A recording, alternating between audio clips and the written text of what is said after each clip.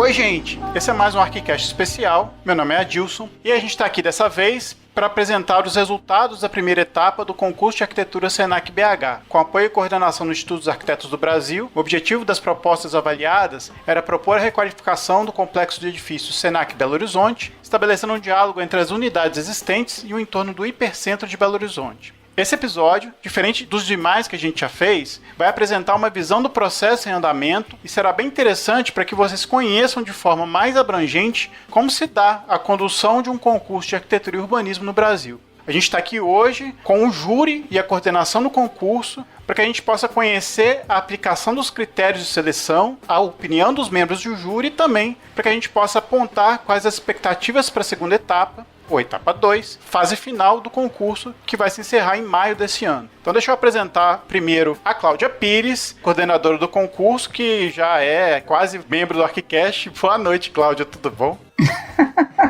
Boa noite, Adilson, boa noite, Lili, boa noite, Rafa. Ai, mas eu tô rindo aqui que eu sou quase mesmo membro nato dessa equipe aqui. É um prazer estar aqui de novo com vocês. Bom, tá aqui também integrantes do júri desse concurso. Vou apresentar um de cada vez aqui. Primeiro, Francisco Spadoni. Boa noite, Francisco. Obrigado pela presença. Boa noite.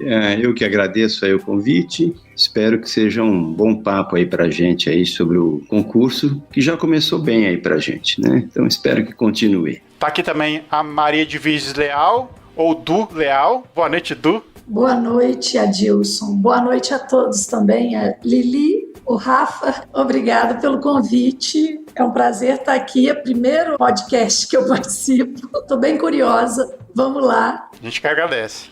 Tá também o Ivanil Costa. Boa noite, Ivanil. Boa noite, Adilson. Boa noite aos membros do júri. Boa noite, Cláudia. Boa noite, Lili. Boa noite, Rafa. E vamos para mais um podcast sobre esse concurso. Eu acho que a gente tá só no começo, só na metade do concurso, só então esse podcast vai ser bom. Tá também o Maurici Pise. Boa noite, Maurici. Obrigado pela presença. Boa noite, Rafa, Adilson e Lili. Muito obrigado mais uma vez, né? Aqui a gente tá com vocês. É uma oportunidade muito valiosa esse momento para nós, do Senac, do IAB e todos que participaram, né, desse concurso, que foi um sucesso até essa primeira etapa. E para conversar com essa turma toda, tô aqui com a Lili.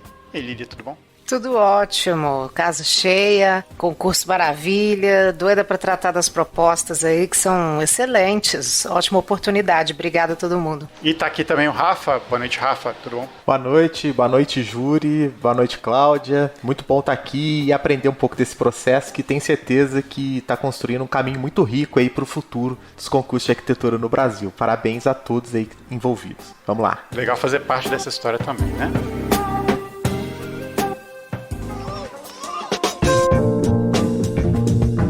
Acho que a gente podia começar esse papo aqui perguntando a respeito do atual momento do concurso, né? A gente teve essa primeira fase e acho que a Cláudia podia começar falando um pouco dos números, né? Do concurso, número de inscritos, das propostas, como é que foi a conversa também com o júri. Cláudia, fica à vontade. Bem, primeiramente saudar aqui agora, depois saudar toda a equipe do ArchiCast, o corpo de jurados aí do IAB que participou dessa etapa importante do concurso, né? A primeira etapa aí que selecionou os finalistas. Nós tivemos aí 80 inscritos no concurso, né? Um número bastante significativo, porque é um concurso extremamente complexo do ponto de vista do programa de necessidades e a gente ficou bastante satisfeito com o resultado das inscrições. Nesse meio tempo, a gente, na verdade, foi para a etapa de julgamento com 33 propostas para serem analisadas, sendo que durante todo esse processo, todo mundo que participa aí do concurso sabe que a não observância dos itens fundamentais aí do edital gera um indeferimento da inscrição. Então, de 80 inscritos, nós partimos para analisar 29 projetos e esses projetos foram submetidos a esse corpo de jurados maravilhoso que está aqui e nós retiramos finalmente no dia 26 de fevereiro, depois de 4 longos dias de análise análise de processos, 3 finalistas, né? Aí o Cláudio de Sá Ferreira, de Brasília, a equipe do João Paulo da Óleo, lá de São Paulo, e o Ricardo Felipe Gonçalves, de São Paulo também. Os 2 últimos aí conterrâneos do nosso jurado, aí o Spadoni, né? Fazendo jus aí à Escola Paulista de Arquitetura. E eu acho que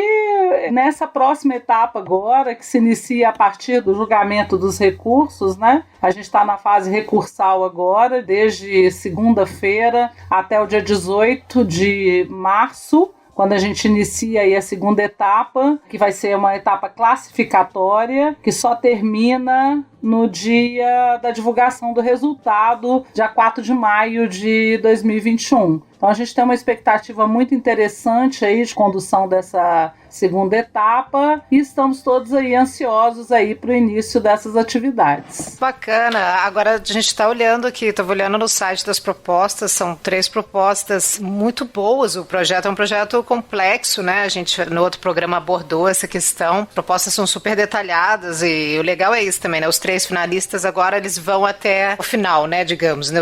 Eles têm ali iguais chances realmente de desenvolver o projeto daqui para frente, né? E aí eu queria que o júri falasse um pouquinho sobre o que eles consideraram nas propostas, assim, quais aspectos aí do ponto de vista de projeto mesmo, né? Eles destacariam nessas 3 propostas finalistas para a gente entender um pouquinho desse bastidor, né? Das dificuldades de escolher, dos critérios que foram mais importantes para vocês. Comentar um pouquinho sobre as 3 propostas mesmo e quais aspectos vocês destacariam em cada uma delas. Somos 5 jurados, né? 3 do IAB e 2 do SENAC. Eu tenho uma ligação muito grande com BH e com a questão do patrimônio. Achei muito interessante uma oportunidade de estar trabalhando uma área necessitada da cidade mesmo, né? Restaurar, requalificar, reinventar, reintegrar, revitalizar. Eu acho que os centros nossos de todas as cidades estão passando por uma adaptação de vida, né? Uma dinâmica das cidades. E normalmente o hipercentro sofre uma degradação e um descompasso, né, com novas zonas e regiões se expandindo. Então ali é um lugar que já passou por várias camadas de vida da cidade. Então nesse concurso eu acho que uma coisa que nos chamou muita atenção e que nós nos detivemos com muito cuidado foi o tratamento do pilotis, do andar térreo, dessa permeabilidade com a cidade, né? Esses vazados, essa penetração, essa forma de chamar, de trazer as pessoas, de estar em ligação com o exterior, de acolher o transeunte, o usuário do centro, o aluno do SENAC, né? Porque é um edifício escola com um fluxo gigantesco de 2.000 alunos por turno, 3 turnos, ou seja, 6.000 pessoas estudando, fora as equipes de professores e frequentadores. Tem a escola de gastronomia, então uma frequência externa para utilizar o espaço, uma oportunidade interessantíssima de fazer essa revitalização, essa requalificação e dar para aquela região um impulso, uma nova potência, um novo uso. É claro que a gente batalhou aí, entre muitos, a gente ao final ficamos com em torno de 30 projetos para analisar e filtrar e escolher os que tinham mais potência para continuar, tanto da parte formal, do edifício como um todo, mas principalmente dessa planta, dessa relação com a cidade, sabe? Com as novas diretrizes do plano diretor de Belo Horizonte, tirando a maior potência e gentilezas urbanas, foi um desafio, tanto para os concorrentes como para o nosso julgamento. Começando a isso, foi um dos pontos interessantes do concurso, que eu acho que foi muito vibrante. A gente falar assim num concurso, né, do julgamento, assim, quando ele está acontecendo ainda, sempre é uma coisa um pouco delicada, né, porque a gente sempre tem um limite da exposição aí. Tem coisas que eu acho que a gente pode falar, porque o concurso ele parte de premissas, então já está no edital o que se espera de um resultado, né, de um concurso como esse. Agora, tem situações, eu acho, bastante particulares de um concurso como esse. Primeiro, que ele envolve a arquitetura, então nós como arquitetos certos, temos uma posição sobre a arquitetura que é produzida, vamos chamar assim, de uma maneira mais abstrata, e existem coisas muito diretamente ligadas à instituição, ao programa e aos edifícios existentes, porque o SENAC é uma instituição que nós conhecemos o programa, claro, os arquitetos que estão aqui, sabem de cor, muito mais do que nós, né? Mas ele tem um programa que tem que funcionar. Agora, ele pode funcionar em situações as mais distintas. Por uma circunstância desse em especial, ele funciona em 2 edifícios que estão aí construídos, estão juntos uns dos outros, né, colados, e foram construídos num prazo aí de, não sei quanto dá, acho que uns 20 anos entre eles, alguma coisa assim, né? Então, já é um lugar existente. Então, transformar esses edifícios já é o primeiro desafio da arquitetura. Transformar esse edifício para ser um SENAC é um segundo desafio, né? Somando essas 2 coisas, e transformar isso, e ainda acrescentar questões que são relevantes para a arquitetura e independente até da instituição que está ali, nós como arquitetos também iríamos ver isso. A Du já falou uma primeira coisa importante, que é, por exemplo, que é a relação com a cidade. Isso poderia estar expresso em outros programas também, né? Então, acho que a gente junta essas 3 coisas, né? O fato de uma arquitetura mais geral é importante para aquele lugar, o fato de ter um SENAC, ter um programa específico e ter os prédios ali já existentes. Bom, você soma tudo isso, põe numa cestinha, né, para avaliar, não é fácil, porque as pessoas vão ter que dar respostas que atendam, vamos dizer, a expectativa nossa, né, dos jurados e do cliente, da instituição, né, para cada um desses itens. A arquitetura é sempre assim, às vezes você acerta a mão em uma coisa, erra em outra, então você dá mais peso em uma coisa e mais em outra. Então, eu acho que nós, do júri, para ter uma fala um pouco aberta, mas que possa representar alguma coisa nesse debate, o nosso do júri é fazer esse peso, ou seja, entender que aquilo que foi de fato potencial em cada um dos trabalhos seja mais relevante do que as falhas que ele possa ter e que possam vir a ser reajustadas no desenvolvimento. Eu acho que esse é um desafio, então, porque tem trabalhos que nascem de uma maneira espetacular, né? E às vezes não resolve muito bem uma coisa. Não falo só desse concurso, podemos falar de muitas arquiteturas, né? Às vezes a gente não fala, olha, aquele arquiteto faz coisas bonitas demais, tal, mas não funciona. Isso é um chavão até, né? Sabe? Então nós temos que falar, bom, mas se é tão bonita e se durou tanto tempo na história da arquitetura, né? Talvez o que ele conseguiu criar superava a questão do uso e assim por diante. Então, eu acho que o desafio nós do julgamento foi pesar tudo isso. E os trabalhos que acabaram sendo julgados e selecionados, no entender do júri, foram aqueles que, somando esses 3 pontos aí, acho que abriram mais perspectivas aí de serem bem resolvidos, melhor resolvidos, eu diria, numa fase final. Mas tinham muitos bons trabalhos, sabe? Fora esses 3. Então, a tarefa do júri é muito difícil, porque às vezes os limites do julgamento ficam muito próximos, né? Tenho muita certeza aí do julgamento. Eu acho que é isso que eu falaria para iniciar. É a primeira vez que eu participo de um júri, né, de arquitetura, e o trabalho foi equilibrado, né, no meu modo de ver, isso que o professor Spadoni falou, que a Du falou, né, quer dizer, a composição também do júri, né, esses 2 lados, né, a arquitetura, né, essa parte mais abstrata, né, que o Spadoni falou, e essa parte funcional, né, que um pouco eu e o Ivanil, a gente pôde trazer para esse comitê, né, de julgamento.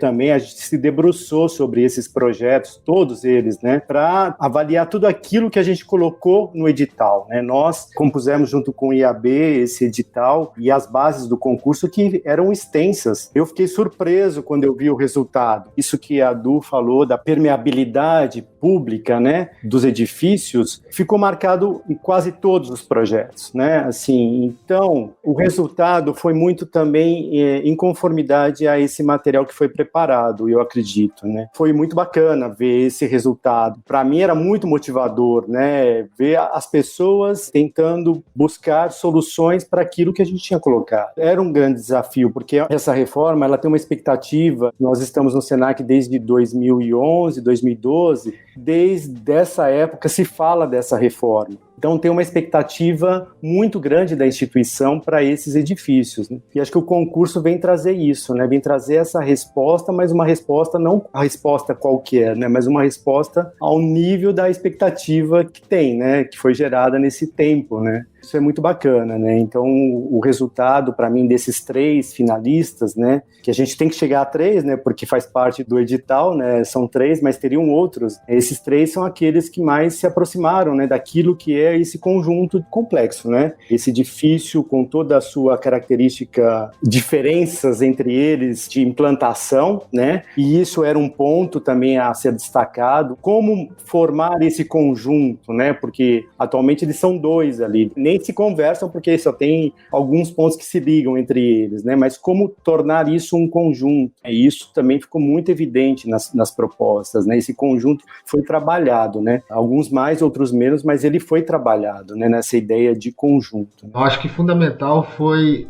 uma mistura do que o Maurici pontuou e do que os outros jurados pontuaram. Foi um quebra-cabeça para a gente analisar os projetos de um lado formal, o partido arquitetônico que eles tomaram, baseados na lei de uso e ocupação e nos preceitos que estão no edital, e a parte funcional, porque esse projeto ele vai virar uma obra, vai ser ocupado por usuários, por alunos, nos próximos 50 anos. Então a gente tem muito esse pensamento de como essa funcionalidade, como esses ambientes vão estar, essas disposições, essas setorizações. Então a gente analisou, eu particularmente eu analisei muito essa questão formal, mas eu olhava um pouco a questão formal e partido em segundo plano e queria entender como que cada um resolveu a parte de programa, a parte de setorização do que continha no edital. Não que isso fosse o preceito com maior peso, mas que eu sabia que nesse júri, ele é um júri muito balanceado. Tiveram 2 arquitetos que sabiam muito da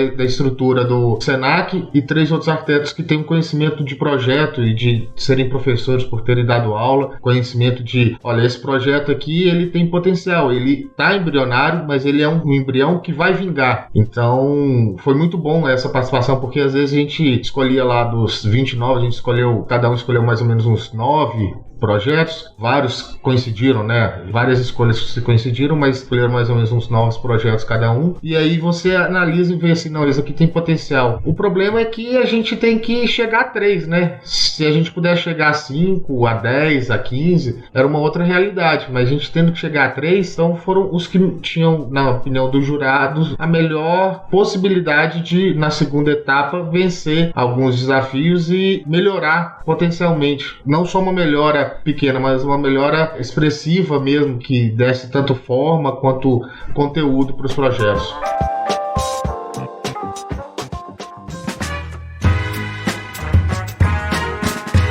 A gente sempre vê que concursos de arquitetura, né, o júri ele tem um papel tão forte quanto as proposições, né? A gente sempre fala assim, talvez o júri de Brasília fosse outro, Lúcio Costa não teria ganho o concurso. A participação de vocês é tão importante quanto, né, a participação de quem faz a proposta, né? E na fala do Spadoni ele elencou aí um tripé aí de condições, né? E aí reforçado aí pela fala do Ivanil, entra a questão programática, o tempo, entra uma questão, diria assim, de ideia para o projeto, se essa unidade deve ser visível ou não visível, entra a questão também que a do Leal falou desse contato do térreo. Então eu queria saber do júri, assim, o que foi mais difícil? Se foi mais difícil fazer essa primeira exclusão, acredito que a exclusão dos outros projetos tenha sido um pouco mais trabalhosa, porque entra em fatores de edital, mas depois, assim, quais critérios de fato vocês se apoiaram mais, assim, quais que vocês deram mais peso para essa decisão? E também pode ser uma percepção individual de cada um de vocês. É como um jogo de futebol, né? Mais fácil comentar depois que o jogo acaba, né? A bola vai... É verdade.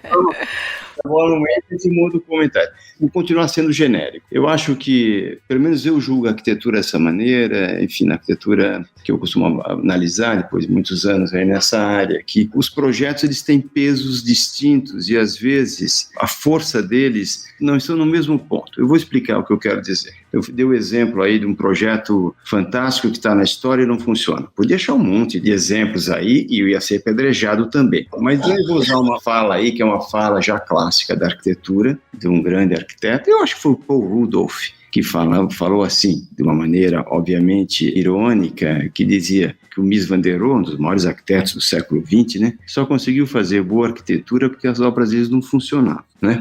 Então, a gente sabe que é uma maldade tremenda, porque o cara é um monstro, então ele inventou uma parte de tudo que a gente faz, né? Agora, de fato, para fazer a arquitetura dele, podia não funcionar mesmo, sabe? Enfiar uma pessoa para morar, às vezes, numa caixinha de vidro ali, dependendo de como você vai entender, né, o funcionamento de uma arquitetura ou não, ele poderia ter razão, mas talvez a crítica, ela não era suficiente para desmontar uma ideia tão espetacular quanto aquela, porque o embrião daquela caixinha de vidro representou um universo de soluções com relação à transparência na arquitetura, né, que ele teve que fazer uma coisa que não funcionou bem, eventualmente, na primeira ideia. Então, eu acho que a arquitetura ela funciona muito assim. Eu, por exemplo, como professor, eu aprendi muito uma vez com um professor meu de geometria na faculdade. Ele deu uma prova muito difícil. E eu fiz uma prova que, se somasse tudo que eu consegui tirar ali, dava 5. Tudo que eu consegui fazer naquela prova. Mas eu resolvi um exercício. E de uma maneira assim, modéstia, a parte brilhante. Foi o único que eu consegui resolver. Ele me deu 10. Ele me deu 10 porque eu fui o único que resolveu aquele, e era tão grande o meu raciocínio que eu resumi e passei cola para os amigos, porque era um praxe a ele.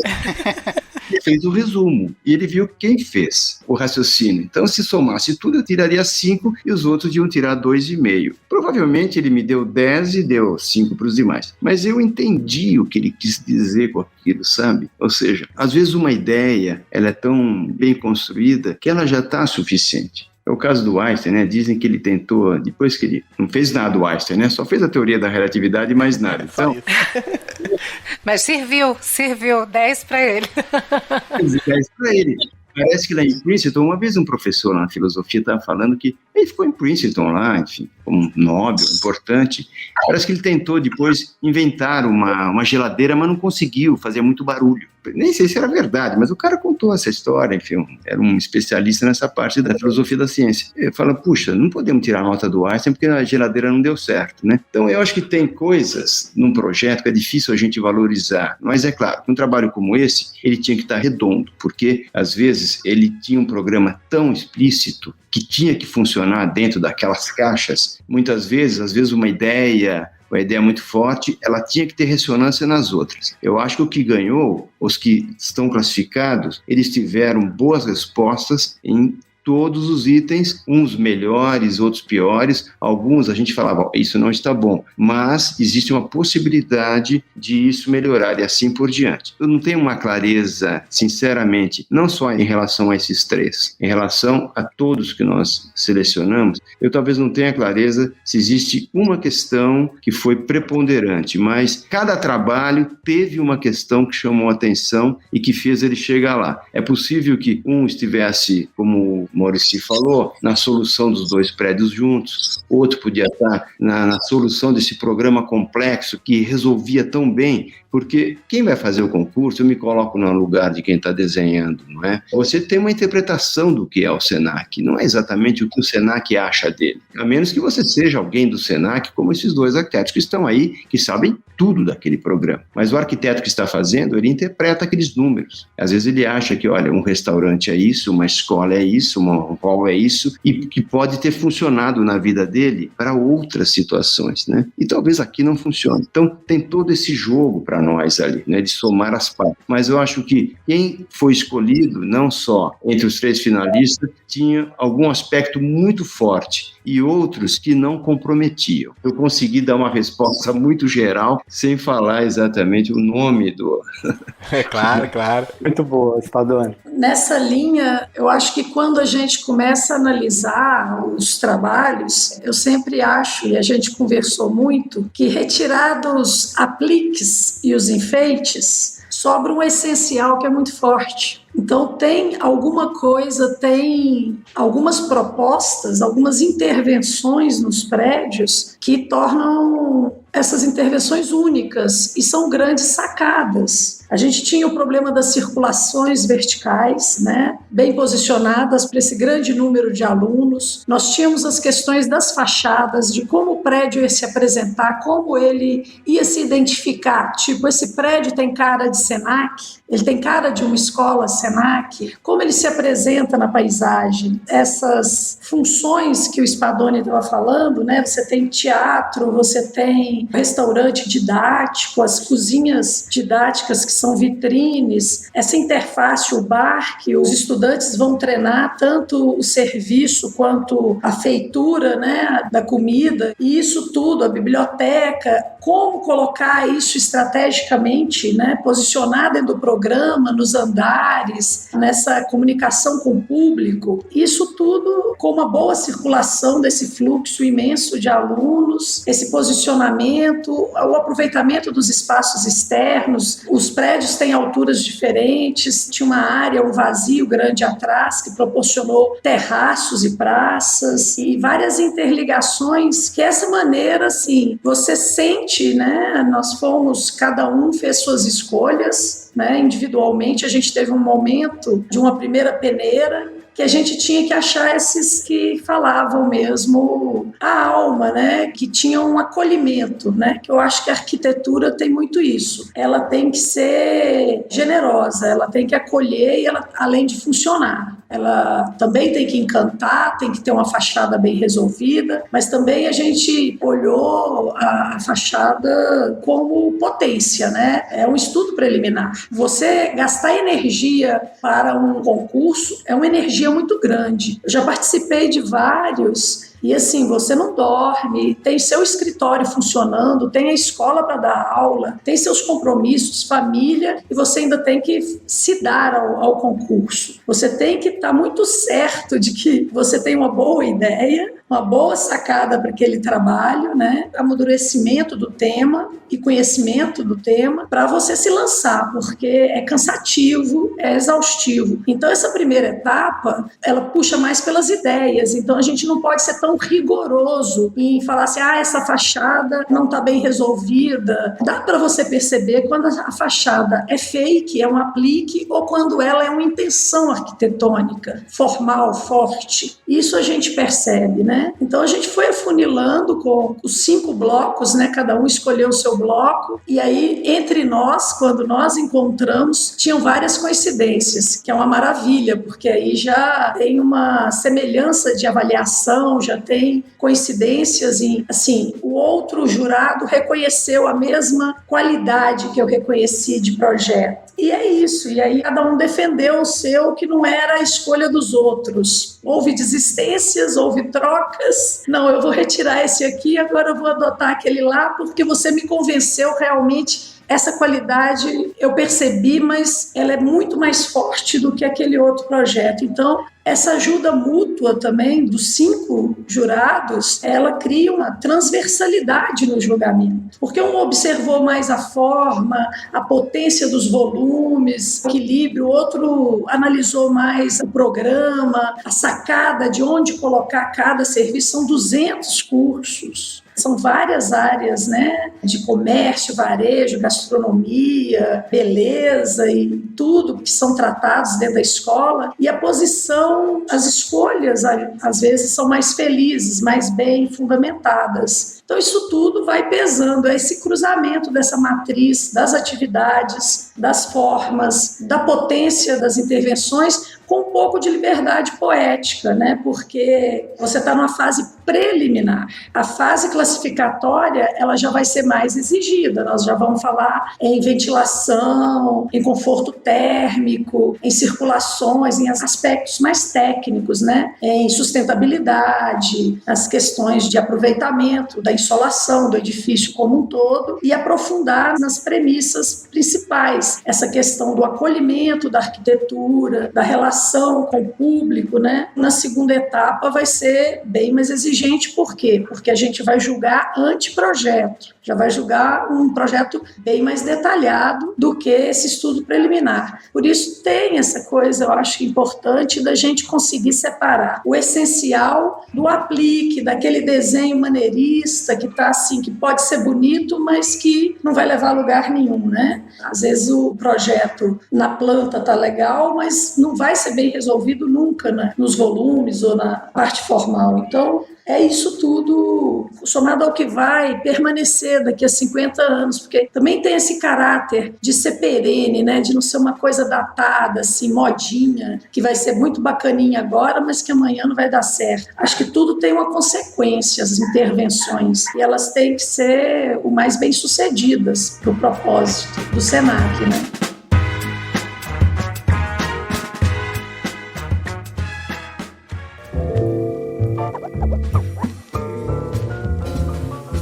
O Mauricio e o Ivanil, né, vivem esse edifício cotidianamente, né? Então a minha pergunta vai até num sentido oposto, né? Vocês viram em algum momento nas propostas coisas que surpreenderam vocês, assim, que até sair um pouco dos aspectos até funcionais, que vocês estão bem cientes dos problemas e das demandas? Como é que foi para vocês esse processo de se deparar com propostas com olhares estrangeiros, assim, pra área? Como é que foi? Conta um pouquinho dessa experiência. Eu vou ser sincero, para mim foi surpreendente na hora que eu vi algumas propostas e algumas quebras de paradigma que eu particularmente tinha, medos que eu tinha de propostas de arquitetura, que depois eu fui vendo assim, olha, não é que funciona e não é que dá certo. A proposta é de você literalmente limpar o andar térreo. Algumas propostas colocaram onde que você limpava o andar térreo praticamente, onde que você deixava ele todo alinhado com a rua. Então você tinha, né, uma fruição muito boa entre a rua, entre o transeunte na cidade e o edifício. Isso para mim, a gente almejava isso,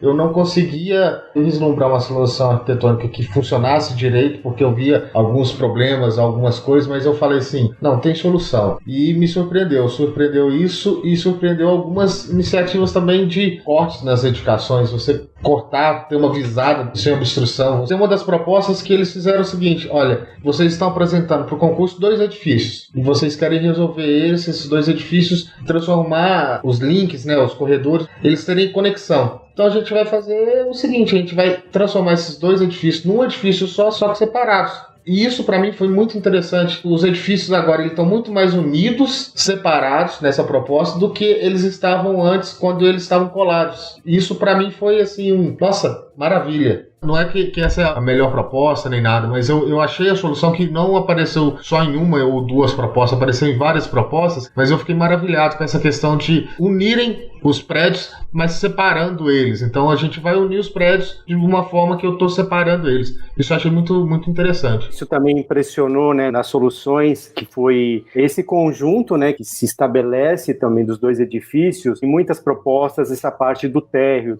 pilotis, né, que unifica, que expande também essa entrada da instituição, da unidade do SENAC, né, e não só expande, como convida a entrar, né, e convida a entrar para mais surpresas, né, alguns projetos mais e outros menos, mas tem muita surpresa no interior do conjunto. As 3 propostas finalistas, elas apresentam essa riqueza dessa praça, né, de eventos, de equipamentos, restaurante, bar, biblioteca, auditório, os terraços, né, que foi muito valorizado, a área de convivência das propostas, né. É um edifício que você entra e vai ter muita surpresa ali. Para a gente encerrar aqui o nosso papo, vou pedir para a Cláudia falar quais são os próximos passos agora das propostas e o que vocês estão pretendendo fazer a partir de agora dessas 3 escolhas. Qual é o andamento da coisa toda? Nessa etapa agora, que é a etapa classificatória, os concorrentes eles têm um prazo aí para poder desenvolver a proposta, correlacionando a proposta finalista com um estudo de viabilidade técnica, já que é um critério do edital, está explícito lá nas páginas do edital, que a viabilidade econômica da proposta é um fator classificatório, ou seja, ela tem que ser atendida em todas as suas condicionantes. Existem lá também várias diretrizes de projetos, vários critérios de análise de projeto que, no certame, a partir dessa seleção da primeira etapa, eles são considerados fundamentais para o julgamento da segunda etapa. Nessa segunda etapa também entra em cena a figura do consultor técnico, que é um coordenador adjunto à coordenação exercida por mim e por Thaís Mascarenhas, que vai trabalhar com um apoio tanto à comissão julgadora quanto aos concorrentes, aos finalistas, né, nesse caso, para que eles vinculem a sua proposta àquelas premissas que são consideradas fundamentais para o êxito da proposta. E o IAB e o SENAC consideram como proposta exitosa aquela que conseguir avançar em tudo aquilo que foi colocado pelo edital e pelo termo de referência como sendo os conceitos do projeto, né? A comissão julgadora já falou muito sobre isso, a qualidade daquilo que foi selecionado, a dificuldade da seleção em função de várias questões relacionadas tanto à qualidade dos projetos quanto também ao grau de complexidade da seleção, né? Do processo de seleção em si. Mas eu acho que uma das questões mais interessantes do concurso de arquitetura, e esse concurso ele é ímpar por isso,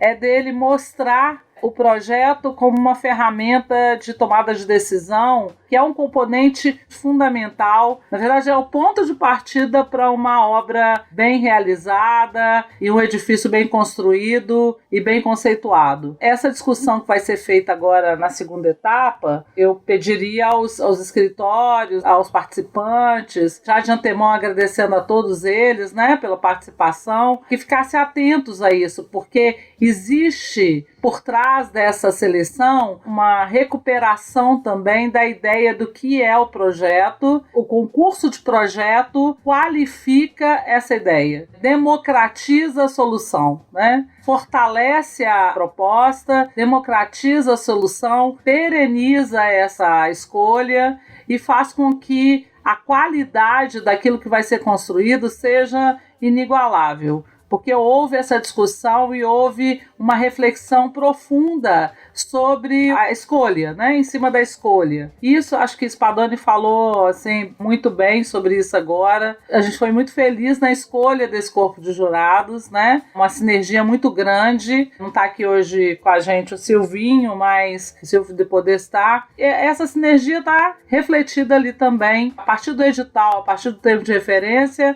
também nesse produto intermediário aí do processo de seleção do concurso de arquitetura do SENAC.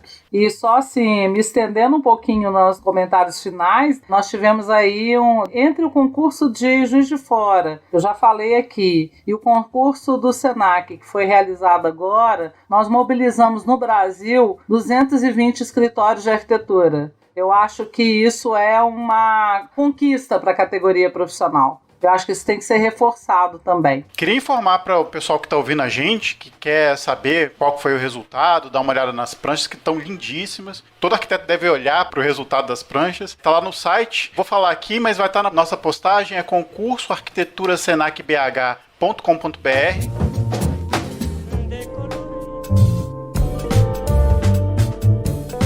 Queria agradecer agora essa multidão aqui que teve aqui para conversar com a gente. Acho que foi um recorde de número de participantes, mas ajudou bastante a esclarecer como é que foi o processo, né, de escolha e ajudar também aqueles que futuramente quiserem participar de um concurso. Primeiro, deixa eu agradecer a Cláudia. Obrigado, Cláudia, pela presença aqui, mais uma vez, participando do nosso time aqui praticamente, né?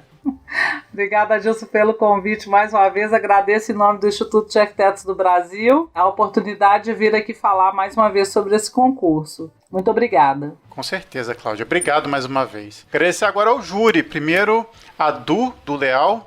Obrigado pela presença aqui. Obrigada, eu é que agradeço de estar participando e essa experiência também foi muito bacana. Eu acho que o concurso ele realmente democratiza o acesso ao trabalho e também promove para o contratante a melhor escolha. Como a Cláudia bem falou, ele constrói uma solução bem pensada, bem amadurecida, de uma solução arquitetônica, de uma solução urbanística e consegue contemplar todos os pontos, né? Isso é muito bacana. O concurso ele só tem ganhos tanto para a cidade quanto para o SENAC, para o IAB e para nós da comissão julgadora, e todos os concorrentes também se enriquecem. Foi uma experiência muito rica.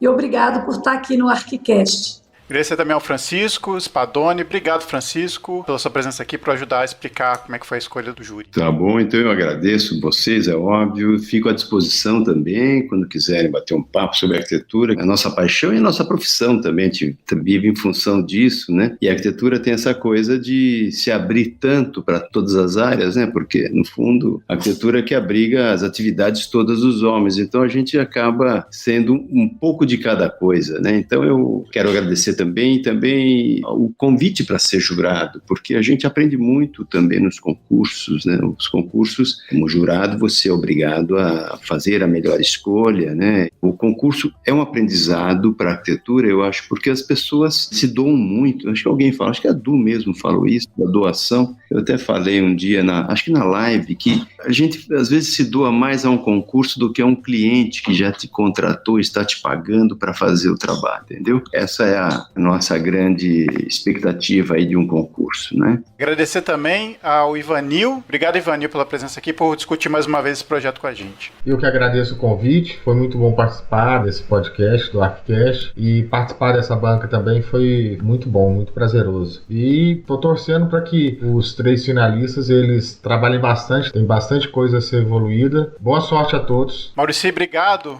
pela sua presença aqui mais uma vez. Do Adilson e equipe aí do ArchiCast, é uma grande honra participar, né, desse momento muito rico, né? E a experiência do concurso, ela é um marco na minha profissão, e a experiência com esse corpo de jurados me dá uma grande segurança para o êxito desse concurso. E vendo também esses finalistas, né, o nível profissional, tenho certeza, né, que a gente vai finalizar esse concurso com um grande êxito, né, para a instituição, marcando também uma novidade no SENAC em Minas, que é a primeira vez que se faz um concurso. Então, aguardamos a segunda etapa agora com grande expectativa. Obrigado. Lili, mais um. Mais um especial aí com o IAB, obrigada pela parceria, parabéns por toda a organização, ainda tem aí uma grande etapa, importantíssima etapa pela frente, né? Parabéns ao júri, o edital já estava maravilhoso, mas certamente o acerto é nesse conjunto da obra, né? Obrigada e doida aí para ver os resultados mais para frente, né? Acompanhando de perto. Obrigadão. Rafa, mais um. Isso, mais um. Parabéns ao IAB, parabéns também para as instituições que apostam nesse modelo como um modelo necessário, né, para o avanço da arquitetura no Brasil. E a fala do Spadoni acho que revela isso, né, o empenho dos escritórios e a vontade de fazer algo mais. Eu acho que isso que vai fazer com que a gente ande para frente. Então, parabéns para o IAB novamente e para as instituições que apostam nesse modelo. Obrigado pela presença, é uma honra aqui ter vocês para a gente falar um pouquinho disso que está acontecendo no Brasil em meio a todos os outros problemas que vivemos. Muito obrigado, gente. A gente queria agradecer ao IAB Brasil por proporcionar esse diálogo aqui com a gente e convidar vocês para visitarem os projetos vencedores e dar uma olhada lá. E a gente volta na semana que vem com mais um episódio para vocês e até mais.